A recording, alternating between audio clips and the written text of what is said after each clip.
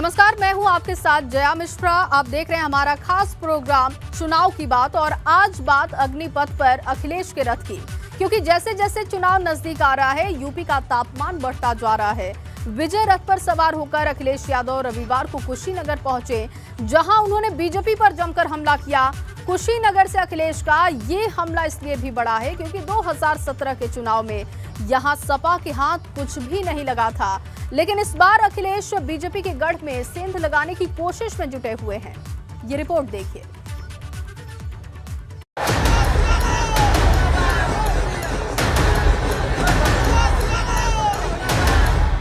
Bharatiya Janata party की पराजय करके उसी जीत पर झंडा लगा करके भारतीय जनता पार्टी का सफाया कर भारतीय जनता पार्टी का सफाया कर। अग्निपथ पर अखिलेश का रथ,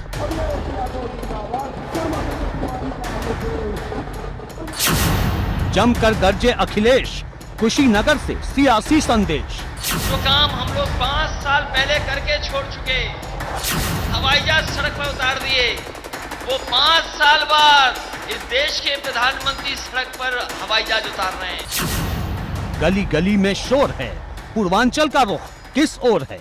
इनका सफाया होने जा रहा है, ये अब बचने वाले नहीं है।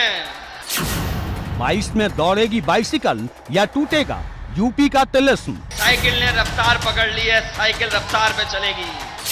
भाजपा के गढ़ में अखिलेश की हुंकार, सियासत धुआंधार। जो धोखेबाज सरकार है उसका सफाया कर देना और 22 में बदलाव करना भारतीय जनता पार्टी का सफाया करना। देश के सबसे बड़े सूबे की सबसे बड़ी जंग में राजनीति के सूरमाओं ने डेरा डाल दिया है और पूर्वांचल को यूपी का सबसे बड़ा अखाड़ा बना दिया है। जिस पूर्वांचल से 2017 में भाजपा ने जबरदस्त जीत का परचम लहराया था, अब उसी पूर्वांचल से अखिलेश यादव यूपी का सियासी समीकरण बदलने में लगे हैं। रविवार को अखिलेश का विजय रथ भाजपा के गढ़ कुशीनगर पहुंचा तो पूरा मैदान लाल रंग से पट गया। आज वही भारतीय जनता पार्टी के लोग जो काम हम लोग 5 साल पहले कर चुके, सोचो कभी घर जा करके सोचना, जो काम हम लोग 5 साल पहले करके छोड़ चुके, हवाई जहाज सड़क पर उतार दिए, वो 5 साल बाद इस देश के प्रधानमंत्री सड़क पर हवाई जहाज उतार रहे हैं। और इनका एक ही काम है, शिलान्यास का शिलान्यास करना, उद्घाटन का उद्घाटन करना, और कोई अगर आ जाए तो उसका नाम बदल देना। कुशीनगर में सपा की विजय यात्रा इसलिए भी खास है क्योंकि यहाँ की 7 विधानसभा सीटों में से 6 पर भाजपा और उसके सहयोगी दलों का कब्जा है। मतलब सपा के हाथ खाली रहे और हाल ही में पीएम मोदी ने कुशीनगर इंटरनेशनल एयरपोर्ट का उद्घाटन कर एक और बड़ा दांव चला है।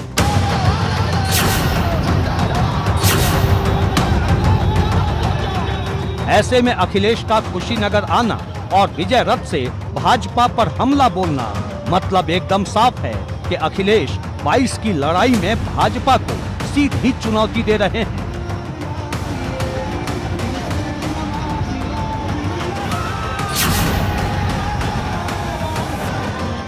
साढ़े 4 साल के कार्यकाल में शिलान्यास का शिलान्यास किया है, उद्घाटन का उद्घाटन किया है, रंग बदलने का काम किया है, नाम बदलने का काम किया है। जमीन पर विकास नहीं है। और जो भी समाजवादी सरकार के काम थे उन कामों को अभी भी उद्घाटन कर रहे हैं। आज कस्टोडियल डेथ में सबसे आगे है उत्तर प्रदेश, और वो इसलिए क्योंकि ठोको राज चल रहा है। ठोको राज में पता ही नहीं है कौन किसको ठोक दे। जो किसान आज आंदोलन कर रहा है वो इसलिए आंदोलन कर रहा है क्योंकि उसकी आय तो दोगुनी हुई नहीं, उसके लिए फैसले उसकी खुशहाली के लिए नहीं लिए गए, जबकि वो फैसले लिए गए हैं उन कानूनों को भारतीय जनता पार्टी लागू करना चाहती है जिन कानूनों के बाद किसान की खेती छिन जाएगी, खेत छिन जाएंगे। अखिलेश यही नहीं रुके, उन्होंने योगी सरकार के होली तक फ्री राशन वाले वादे पर जब तक सरकार तब तक फ्री राशन का वादा कर एक बड़ा दांव चल दिया है। मई से लेकर के होली तक, यानी होली से लेकर दीपावली तक फ्री में राशन प्रधानमंत्री मोदी जी ने उत्तर प्रदेश के 15 करोड़ लोगों को दिया, देश के अंदर 80 करोड़ लोगों को दिया, और सरकार ने तय किया है कि दीपावली से कि होली तक उत्तर प्रदेश के इन 15 करोड़ लोगों को हम फ्री में राशन उपलब्ध करवाने का कार्य करेंगे। हमारे गरीबों को खाना केवल चुनाव तक लिए दे रहे हैं। पहले नवंबर तक था, अब उन्होंने कहा मार्च तक देंगे, दिवाली से होली तक देंगे। और हम समाजवादी लोग गरीबों को भरोसा दिला के जा रहे हैं, ये कह रहे हैं कि हम दिवाली से होली तक हम समाजवादी लोग सत्ता में आएंगे तो गरीबों के लिए खाना, चाहे हमें होली से दिवाली, दिवाली से होली, होली से दिवाली देना पड़े, पूरे 5 साल लगातार देते रहेंगे। और गरीब मदद करेगा तो अगले 10 साल तक इसी तरह गरीबों को खाना मदद करने का काम करेंगे। लेकिन बड़ा सवाल यह है कि पूर्वांचल में ये दांव कितना असर डालेगा, क्योंकि पूर्वांचल वो किला है जो हमेशा से यूपी की दिशा बदलता रहा है और अब अखिलेश का इरादा इसी किले से यूपी फतेह करने का है। एबीपी गंगा के लिए ब्यूरो रिपोर्ट। शाह की जैम और अखिलेश के बटर की, क्योंकि इस बार यूपी चुनाव में मुख्य मुद्दों से दूर जैम और बटर का सियासी तड़का जमकर लगाया जा रहा है। जहां अमित शाह ने सपा पर हमला किया, तो वहीं अखिलेश ने बटर का तड़का लगाकर पलटवार किया। वैसे इस बार यूपी में सपा बनाम भाजपा की लड़ाई नजर आ रही है, क्योंकि जब जब भाजपा कुछ बड़ा करती है, अखिलेश भी उसी दिन कुछ ना कुछ करते हैं। रिपोर्ट देखिए।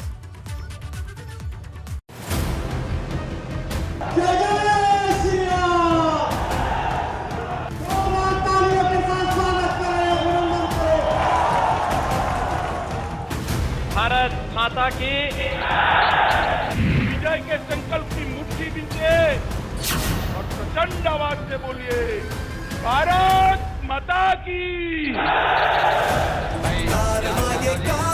समाजवादी कारवां, समाज की सेवा में निकला समाजवादी कारवां। अगर इन अन्नदाता का किसी ने अपमान करने का काम किया है तो ये बाबा मुख्यमंत्री जी और भारतीय जनता पार्टी ने अपमान करने का काम किया है। शाह का जैम, अखिलेश का बटर। मोदी जी ने एक जैम लाया जिससे भ्रष्टाचार विहीन खरीदी हो सके। जैम का मतलब कुछ भी हो, लेकिन समाजवादियों ने जो जैम का मीनिंग निकाला है, भारतीय जनता पार्टी का जे फॉर झूठ, ए फॉर अहंकार और एम फॉर महंगाई, जिसका जवाब भारतीय जनता पार्टी नहीं दे सकती। किसके लिए मुश्किल होगी यूपी की डगर?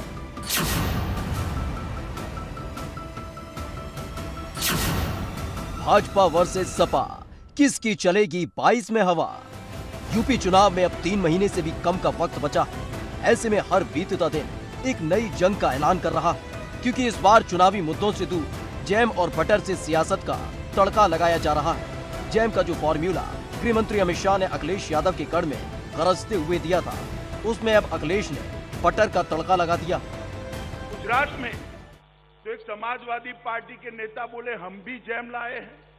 मुझे थोड़ा आश्चर्य लगा।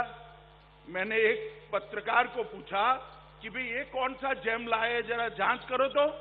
उसने कहा आपको मालूम नहीं है? मैंने बोला नहीं, मुझे नहीं मालूम है।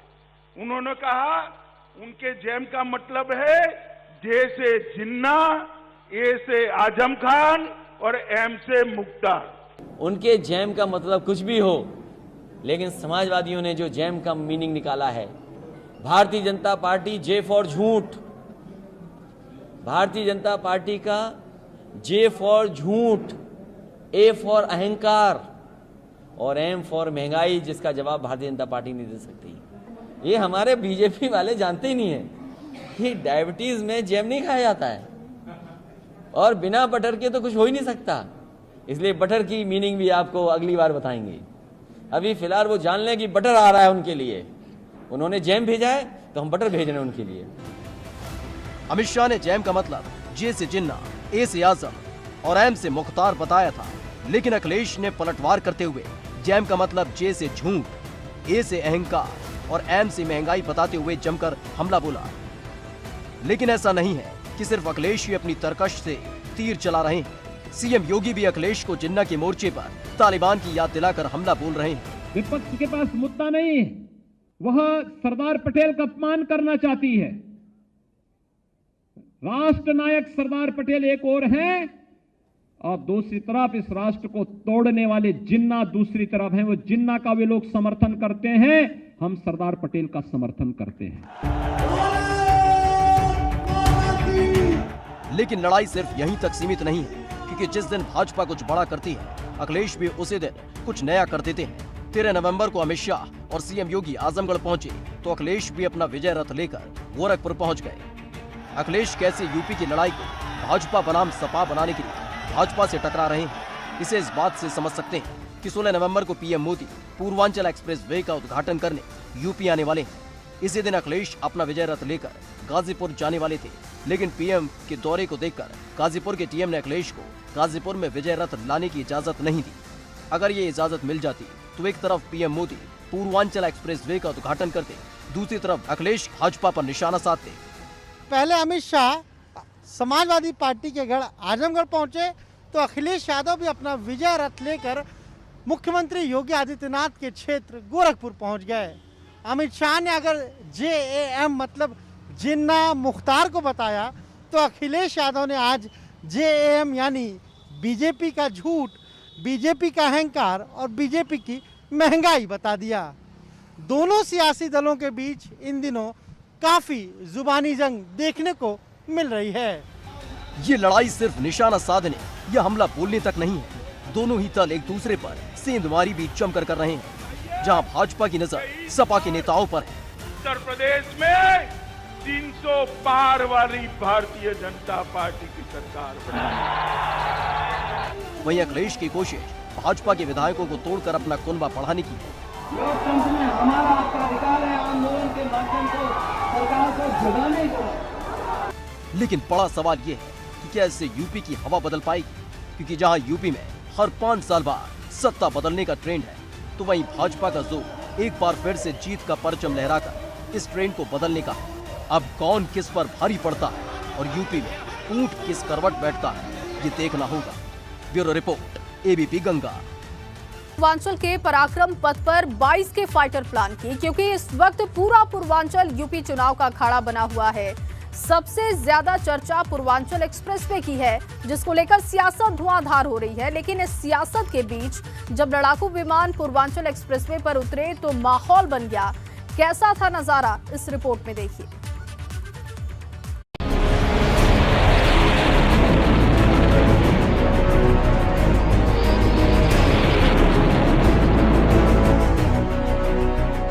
पूर्वांचल के पराक्रम पर 22 का फाइटर प्लान।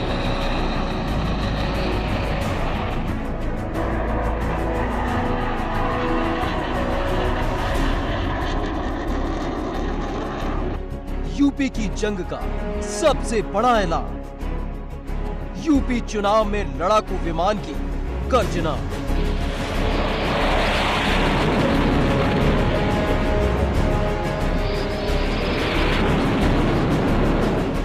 चुनाव यूपी का है, लेकिन दिल सीमा पार दुश्मन का धड़क रहा है, क्योंकि एक साथ हरक्यूलिस, जगुआर, सुखोई और मिराज जैसे विमानों की गर्जना ने तूफान मचा दिया। ये विमानों की गर्जना से ज्यादा पूर्वांचल एक्सप्रेसवे की ललकार है, जिसने इन महाबली विमानों का भार उठाकर साबित कर दिया कि जरूरत पड़ने पर यहाँ से बड़े विमान उड़ान भर सकते हैं।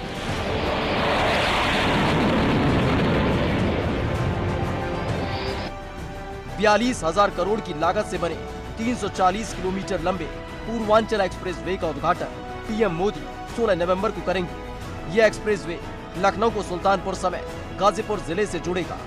इस एक्सप्रेसवे पर 3.20 किलोमीटर लंबी एक खास हवाई पट्टी बनाई गई है, ताकि विशेष परिस्थितियों में वायुसेना के फाइटर जेट्स और ट्रांसपोर्ट विमान इस हवाई पट्टी पर उतारे जा सकें।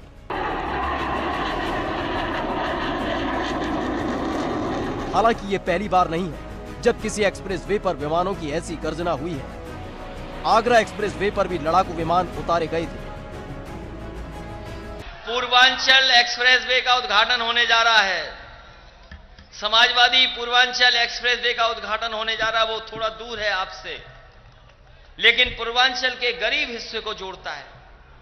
तो एयरफोर्स के बेहतरीन हवाई लड़ाकू विमान मिराज और सुकोई को उतार करके हम लोगों ने सड़क का उद्घाटन करने का काम किया था। जो काम हम लोग 5 साल पहले कर चुके, सोचो कभी घर जा करके सोचना, जो काम हम लोग 5 साल पहले करके छोड़ चुके, हवाई जहाज सड़क पर उतार दिए, वो 5 साल बाद इस देश के प्रधानमंत्री सड़क पर हवाई जहाज उतार रहे हैं। लेकिन पूर्वांचल एक्सप्रेस वे को लेकर सियासत भी जमकर हो रही है। अखिलेश इसका श्रेय खुद को दे रहे हैं, वहीं योगी सरकार इसको लेकर एक लकीर खींचने जा रही है, जिसका असर यूपी चुनाव में दिखेगा।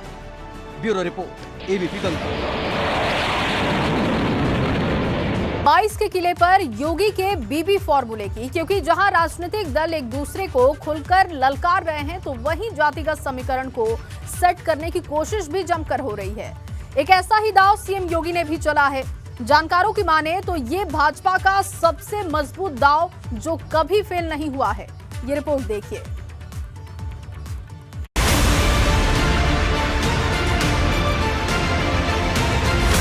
बाईस का किला, योगी का डबल बी फॉर्मूला।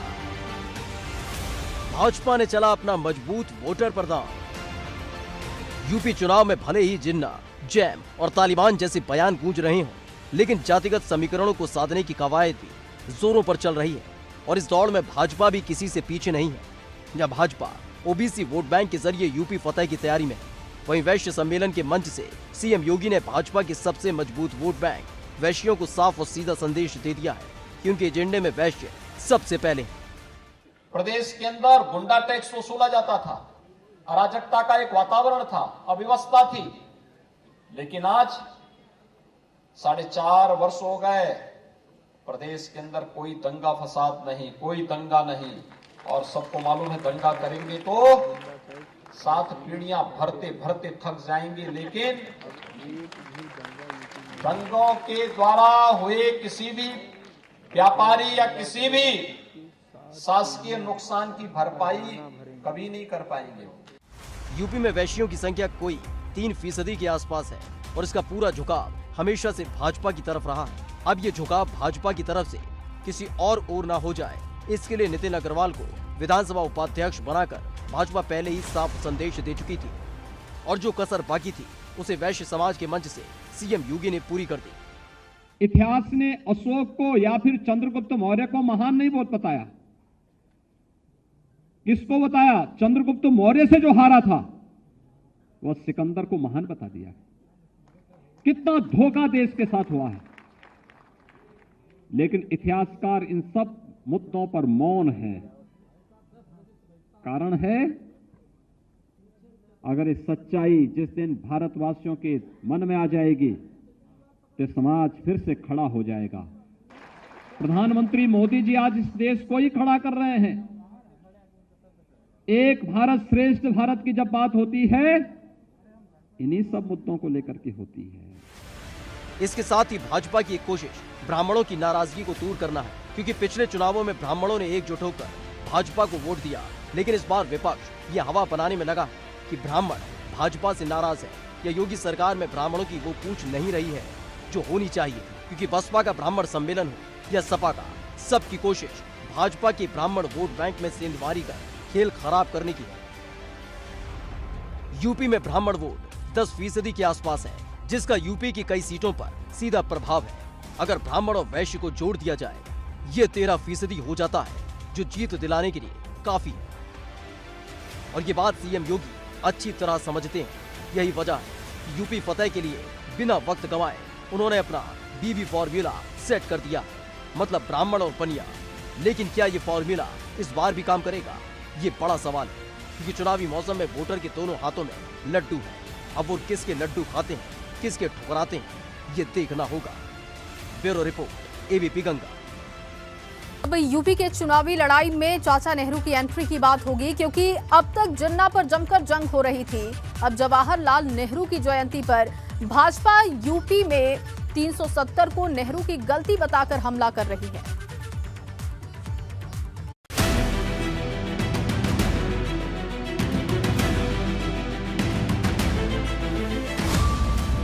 यूपी की चुनावी लड़ाई चाचा नेहरू पर आई।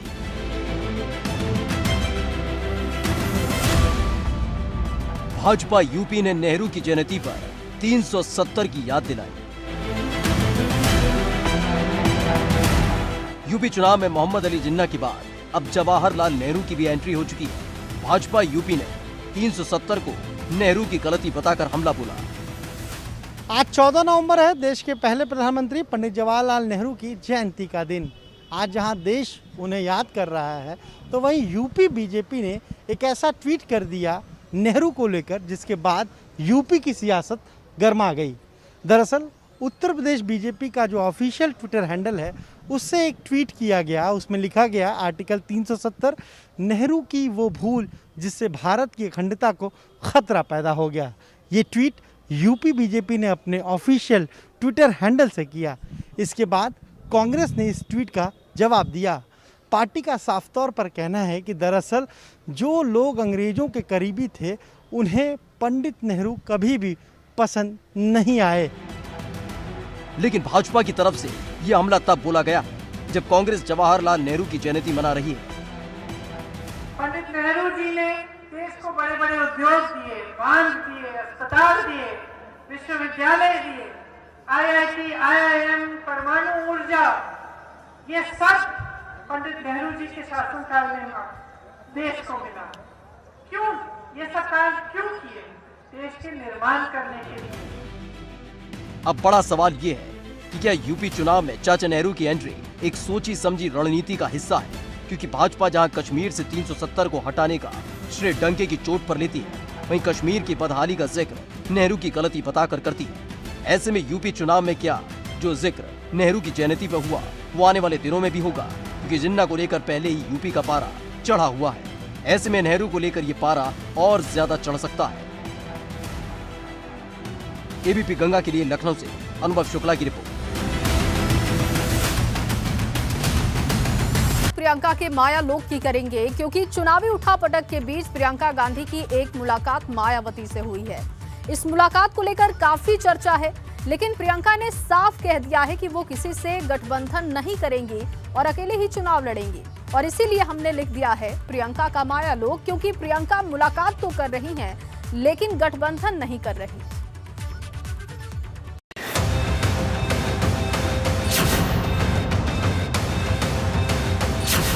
प्रियंका का माया लोग।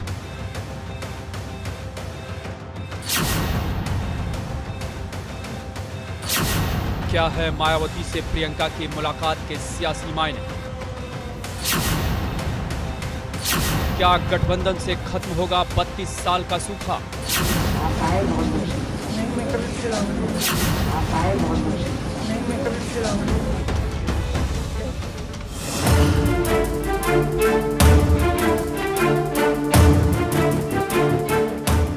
यूपी की सियासी जंग के बीच कांग्रेस की महासचिव प्रियंका गांधी वाड्रा और बहुजन समाज पार्टी की मुखिया मायावती की मुलाकात ने यूपी का सियासी पारा गर्म कर दिया है।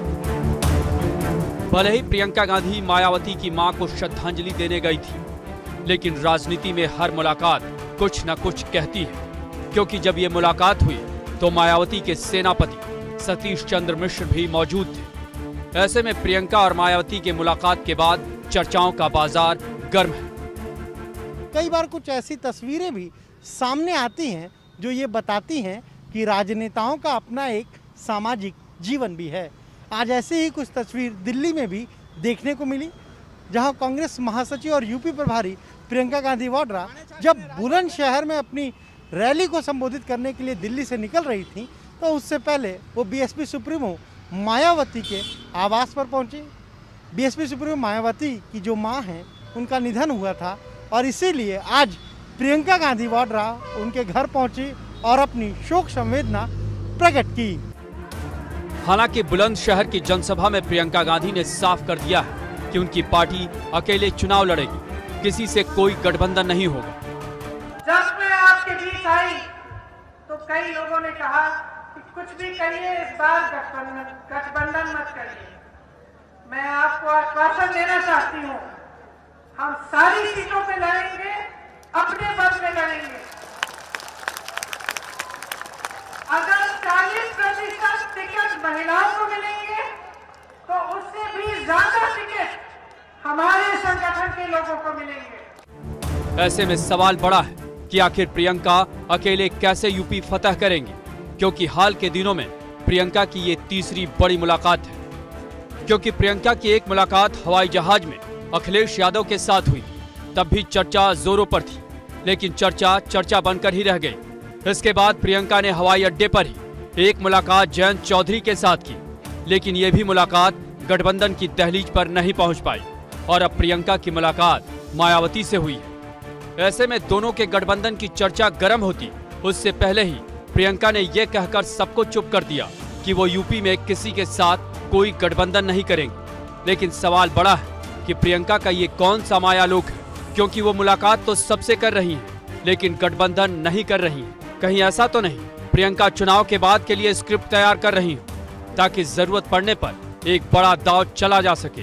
वैसे ये सब चर्चाएं ही ठीक वैसी ही जैसे इस वक्त प्रियंका की मुलाकातों को लेकर हो रही। अनुभव शुक्ला, एबीपी गंगा।